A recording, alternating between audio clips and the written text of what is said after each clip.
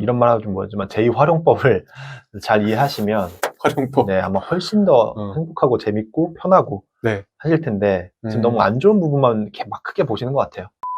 저는 INFP인데요. 제 고민은 최근 여친이랑 너무 싸워서요. 그만 싸우고 싶은데 이게 MBTI 유형이랑 상관이 있는 것 같은 게 저는 P형, 여친은 J라서 엄청 싸워요.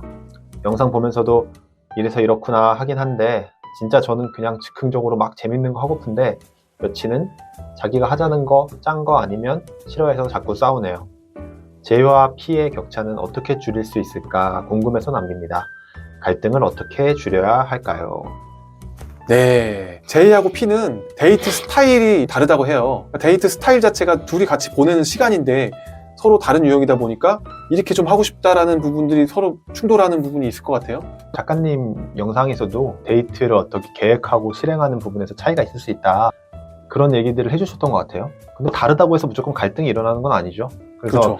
저는 실제로 갈등이 자주 일어난다? 그렇다면은 서로를 존중한다는 게 많이 안 느껴졌기 때문에 자존심도 상하고 기분도 안 좋고 이래서 갈등이 일어나지 않을까 싶어요. 다르기 때문이 아니고 네네. 어떤 존중하는 마음의 문제가. 네. 존중을 하려면 상대에 대한 이해가 있어야 되죠. 그 이해의 방법으로 MBTI를 사용할 수 있는 건데 J인 분을 좀 존중한다면 P분이 미리 예약하거나 계획하지 않으면 못 들어가는데 이런 데를 J가 다 해줄 거 아니에요? 그래서 막 2시간 줄 설 필요도 없고 바로 편하게 이렇게 데이트 간다고 생각해요. 편하죠. 코스 다 짜져 있고. 얼마나 고마워요. 고맙지. 그쵸?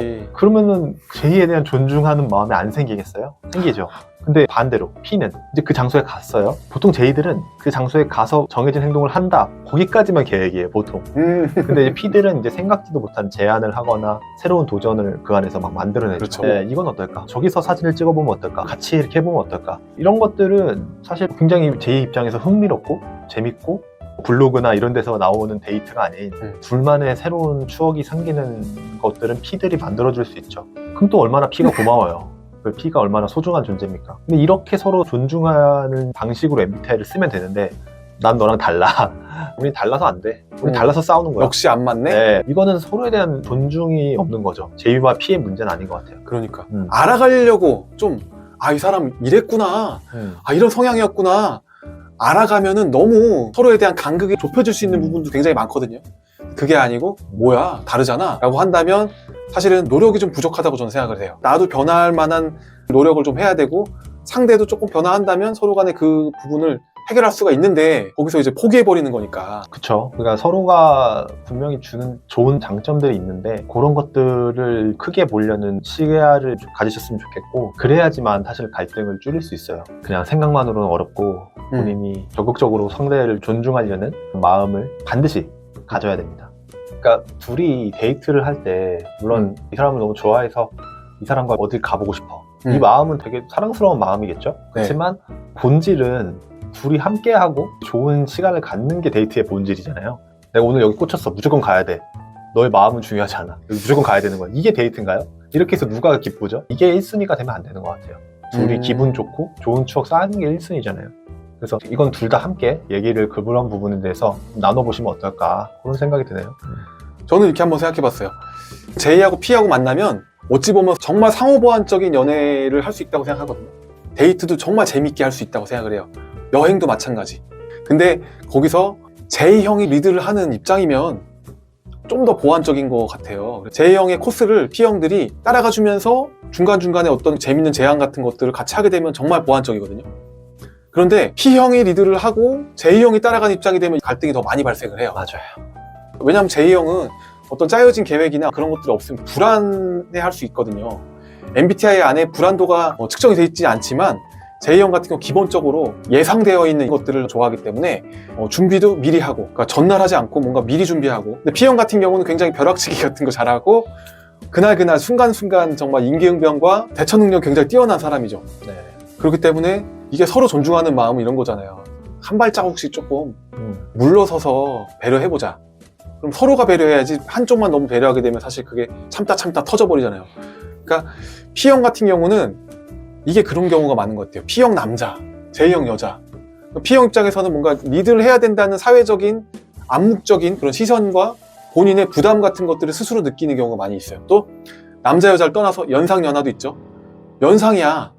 연상이 꼭 리드를 해야 될 것처럼 생각을 하는 부분이 있는 것 같아요.